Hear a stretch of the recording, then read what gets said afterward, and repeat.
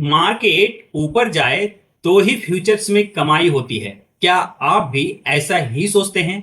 अगर हाँ, तो यह वीडियो आपके लिए अत्यंत आवश्यक है। तो फ्यूचर्स का एक बहुत इंपॉर्टेंट कॉन्सेप्ट आपको अभी भी समझना जरूरी है, क्योंकि फ्यूचर्स में मार्केट ऊपर जाने की एक्सपेक्टेशन पर लॉन्ग लिया जा सकता है और मार्केट नीचे जाने की एक्सपेक्टेशन पर शॉर्ट। लेकिन लॉन्ग और शॉर्ट आखिर प्रैक्टिकली काम कैसे करते हैं, आज इसे हम बिल्कुल आसान तरीके से समझते हैं। सबसे पहले एक बार देखते हैं कि हमारी एफएनओ बेसिक्स लर्निंग सीरीज में अब तक हमने क्या क्या सीखा है। पार्ट वन में हमने जाना एफएनओ क्या है, डेरिवेटिव्स क्या होता है और फ्यूचर्स और ऑप्शंस क्या हैं। फिर पार्ट टू में हमने फ्यूचर्स को समझा। हमने जाना कि फ्यूचर्स एक डेरिवेटिव्स कॉन्ट्रैक्ट है जिसकी वैल्यू अंडरलाइंग एसेट्स की प्राइस मूवमेंट से जुड़ी होती है।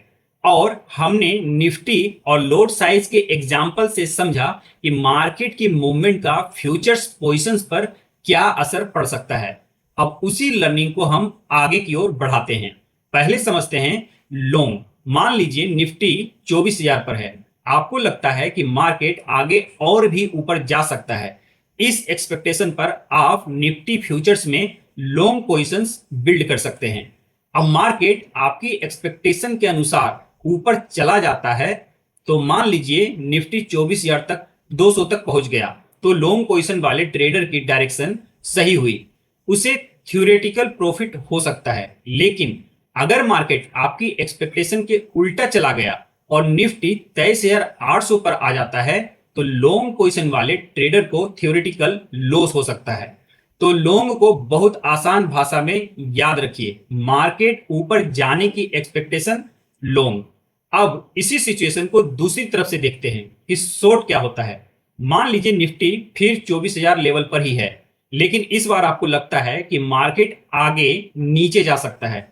इस एक्सपेक्टेशन पर आप फ्यूचर्स में शॉर्ट पोजीशंस बिल्ड कर सकते हैं। अगर आप निफ्टी अब अगर निफ्टी 23,800 पर आ जाता है, तो शॉर्ट पोजीशन वाले ट्रेडर्स की एक्सपेक्टेशन यहां सही हुई, तो थ्योरेटिकल प्रॉफिट हो सकता है। लेकिन अगर निफ्टी गिरने के बजाय बढ़कर 24,200 हो जाता है, तो शॉर्ट पोजीशन वाले ट्रेडर की एक्सपेक्टेशन यहां पर गलत साबित हुई और उसे थ्योरेटिकल लॉस भी हो सकता है। अब इसे और इंटरेस्टिंग तरीके से समझिए।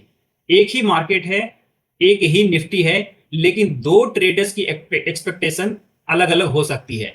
एक कहता है मार्केट ऊपर जाएगा, वह लॉन्ग बनाता है। दूसरा कहता है मार्केट नीचे जाएगा, वह अपना शॉर्ट बिल्ड करता है। अब मार्केट जिस डायरेक्शन में जाता है उसके अनुसार दोनों पोजीशंस का रिजल्ट अलग अलग हो सकता है। यही फ्यूचर्स के लॉन्ग और शॉर्ट का बेसिक कॉन्सेप्ट है।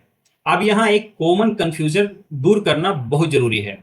जब हम कहते हैं कि आपने फ्यूचर्स में शॉर्ट पोजीशंस ली है, इसका मतलब यह नहीं है कि आपके पास पहले से निफ्टी मौजूद था और आपने उसे बेच दिया। फ्यूचर्स में शॉर्ट एक फ्यूचर्स कॉन्ट्रैक्ट में पोजीशंस है, यानी मार्केट के नीचे जाने की एक्सपेक्टेशन पर भी फ्यूचर्स में पोजीशंस ली जा सकती है।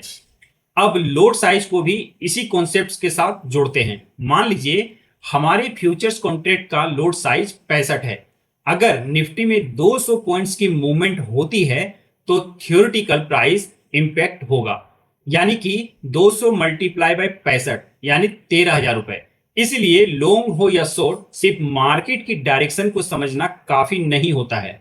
आपको यह भी समझना होगा कि मार्केट कितने पॉइंट्स मूव कर सकता है, लोड साइज कितना है और आपकी पोजीशंस पर उसका पोटेंशियल प्रॉफिट एंड लॉस कितना हो सकता है। लेकिन एक बात का ध्यान रखिए, यह थ्योरेटिकल एग्जांपल है। Actual trading profit and loss में ब्रोकरेज, टैक्सेस, चार्जेस और दूसरे अप्लीकेबल फैक्टर्स भी शामिल हो सकते हैं। तो आज की पूरी वीडियो को एक सिंपल फॉर्मूला की तरह इस तरह से याद रखिए।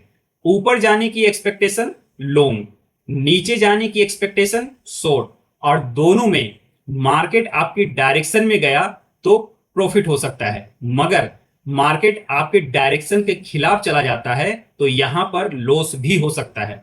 अब तक हमारी एफएनओ बेसिक लर्निंग सीरीज में हमने क्या जाना? पार्ट वन में हमने जाना कि एफएनओ क्या होता है, पार्ट टू में जाना फ्यूचर्स क्या होता है, और आज पार्ट थ्री में हम यह जान रहे हैं कि फ्यूचर्स में लॉन्ग और शॉर्ट क्या होता है। लेकिन अब एक बहुत इंपॉर्टेंट सवाल सामने आता है कि अगर फ्यूचर्स कॉन्ट्रैक्ट की वैल्यू बड़ी है तो क्या फ्यूचर्स में पोजीशंस लेने के लिए आपको उसकी पूरी वैल्यू देनी पड़ती है या इससे कम अमाउंट से भी पोजीशंस ली जा सकती है। यहीं से आता है मार्जिन का कॉन्सेप्ट। अगली वीडियो में हम बिल्कुल आसान भाषा में समझेंगे कि फ्यूचर्स में मार्जिन क्या होता है। अगर आप एफएनओ को जीरो से प्रैक्टिकल तरीके से सीखना चाहते हैं तो नो चार्ट फाइनेंस को अभी फॉलो और सब्सक्राइब जरूर करें और पूरी एफएनओ बेसिक लर्निंग सीरीज से हमारे साथ जुड़े रहें, क्योंकि यहां हम ट्रेडिंग को जुआ नहीं बल्कि नॉलेज, डिसिप्लिन और रिस्क मैनेजमेंट की तरह समझते हैं। कोई दिखावा नहीं, कोई झूठे वादे नहीं, सिर्फ वास्तविक मार्केट सीख। और अगर यह वीडियो आपको पसंद आई तो लाइक जरूर करें और अपने फेलो ट्रेडर्स के साथ शेयर करें।